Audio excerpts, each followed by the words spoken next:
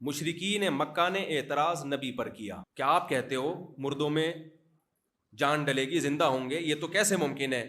تو ہمارے نبی نے اس سوال کو کدھر لوٹا دیا؟ اللہ کی طرف، کہ مجھ پہ اعتراض نہیں ہے، میں پیغمبر ہوں، اللہ کا پیغام بندوں تک پہنچاتا ہوں، میں نے کب کہا کہ میں زندہ کروں گا؟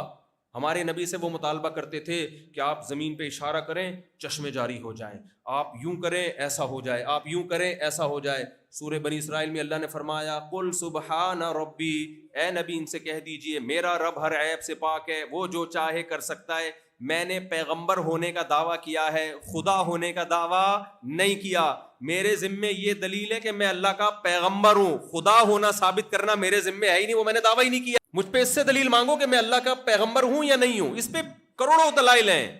تو اللہ نے کیا فرمایا؟ قل یحییھا الذی انشأھا اول مرہ، اے نبی ان سے کہہ دیجئے وہ پیدا کرے گا جس نے پہلی مرتبہ پیدا کیا ہے، اور تم نے ابھی ایک دفعہ پیدا کرنا دیکھا ہے، وَهُوَ بِكُلِّ خَلْقٍ عَلِيمٌ، وہ ہر طرح سے پیدا کرنا جانتا ہے۔